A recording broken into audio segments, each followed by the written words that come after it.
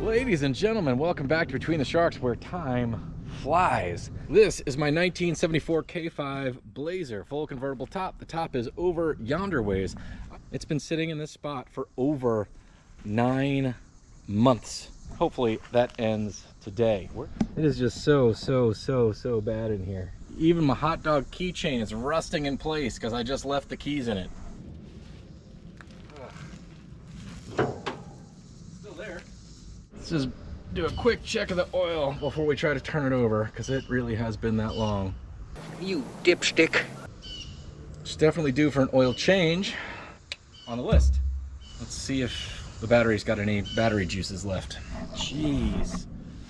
There's trees growing in here. Okay. Whew. All right, I'm gonna turn this on, see if we get any fuel moving. I hear it, but I'm not seeing any. All right, I'm gonna go get some fuel to prime this thing. Just gonna give this a little splash, and then we'll see if it'll turn over. And then maybe the fuel pump will start fuel pumping. Weird things happen when stuff sits for a long time. Sometimes, oh, is that why? No, that's why. That's funny. That ain't right at all. That fuel line is crimped. Right, I barely got this tool in there. Let's see if we can do this without destroying everything.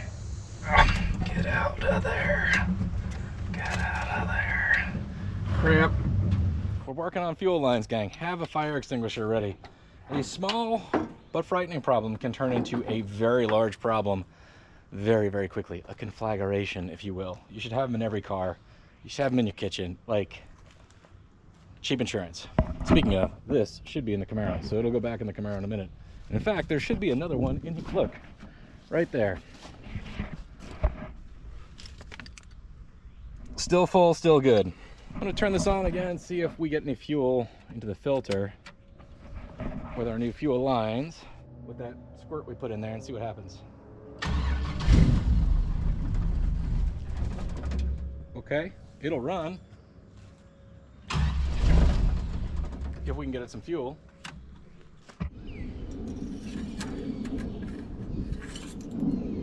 Well, there's definitely fuel in there.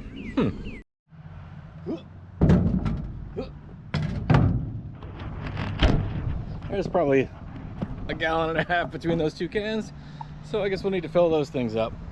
Let's see if this thing feels like starting today. It's got a persnickety connection on the starter. The doohickey what goes into the solenoid. No whammies, no whammies, no whammies. Oh, whammy. You gotta like make it work.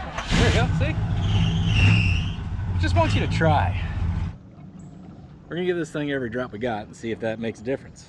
I was ruminating on this while I was filling it with gas. I'm sitting right here. This is not what I want.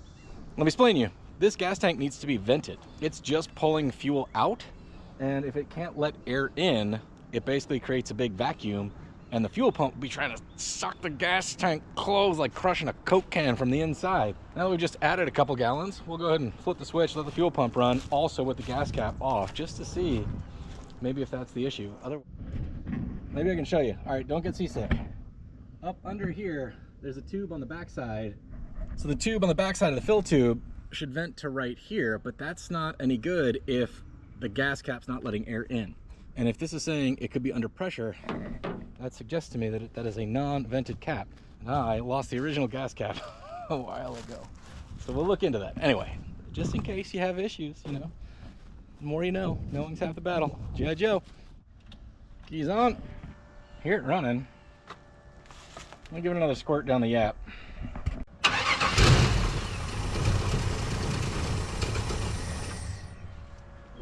So this rig is set up with this style inline fuel pump. I keep a spare because, well, I don't know. They're only like 50 bucks. That's my spare. Thing is, they don't pull fuel very well. They push it very well. So this isn't my favorite solution for anything, but it is the right solution for this. I've got an engine that doesn't have a mechanical fuel pump, so we got to do the old-fashioned siphon bit. It's unpleasant, but somebody's got to do it. We're not there yet, but we will.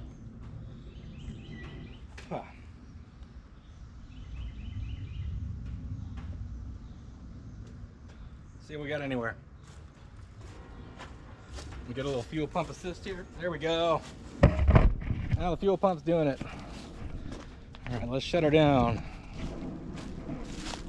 So we've got the fuel pump mounted on the frame rail somewhere in here. So it's got to come out of the tank up over the axle and down. I guess it was just having trouble doing that first up and over, but now that she's primed, let's go ahead and put our fuel line back together and see if we got it going.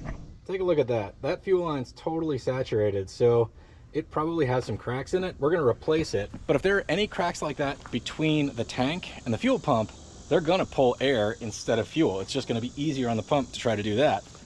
All right, we replace this, Bang on the fuel pump, see if the fuel filter fills and see if we have leaks all over the place, because we just replaced fuel line. We got fuel bubbling up into the filter.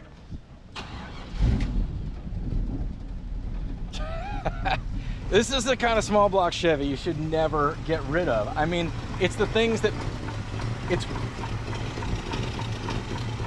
it's what makes the will it runs possible. I mean, this thing's been sitting up for 9 months minimum, and it fired right up.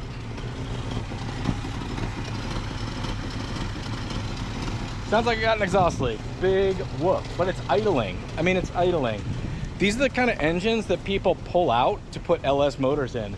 And like, yeah, you're not gonna like write home about the horsepower or whatever. So much torque, the chassis twisted coming off the line.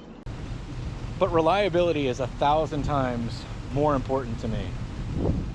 This is awesome, incredible. It's like we parked it here yesterday, and yesterday was literally last year. Need some transmission fluid. Could use a little coolant. All right, get in there. Little reminder, do check the transmission fluid on anything you've let sit for a while. Even if your transmission doesn't leak much, once everything settles into the pan and is not all throughout the system, gravity will just take it back to the pan and it'll start to slowly leak. Man, she's running great. Better than I deserve. It's time to get her all gussied up because this, it's basically, I let it turn itself into a compost bin. It didn't turn itself into a compost bin. I turned it into a compost bin.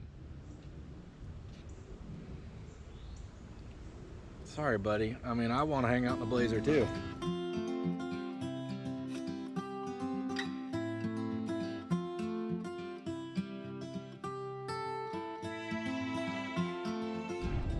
Gee golly willikers. Well, it smells like a swamp. Ew, what? Because basically that's the same muck at the bottom of a swamp.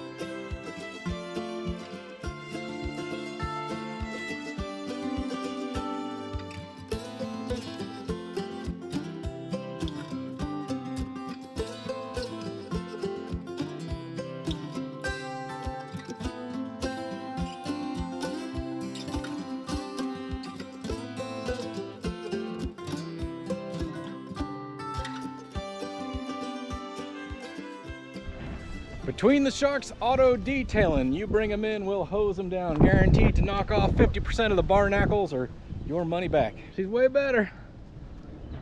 Downright presentable even. But wet, very wet.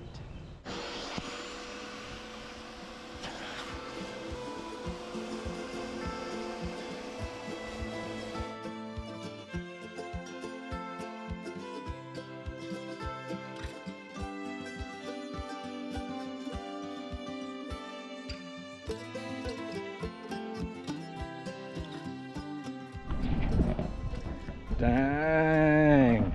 All right, gang, the absolute best thing we can do for this right now is drive it. So may as well go get some fresh gas to put on top of this old junk that's in there, but it ran on. Fill up our gas cans, take it for a whirl, and then park it someplace sunny so it can really dry out and get the rest of this schmutz out.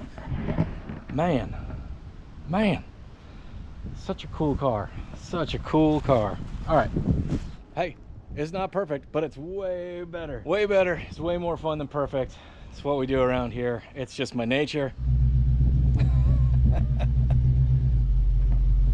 It's like I parked it yesterday. It is turning out to be a beautiful evening. Still a little toasty. Here we go.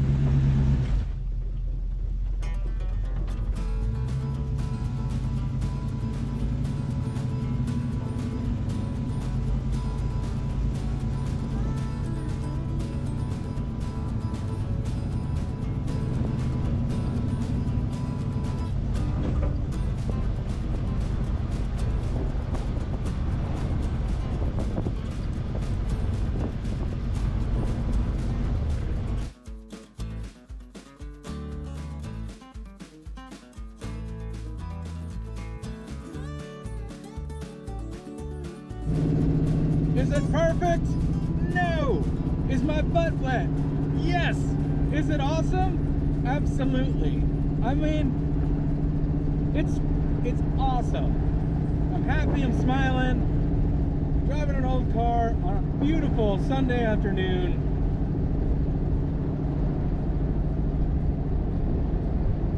Why did I wait so long? As always, thanks for watching Between the Sharks. Good luck on your projects out there. We'll see you next time.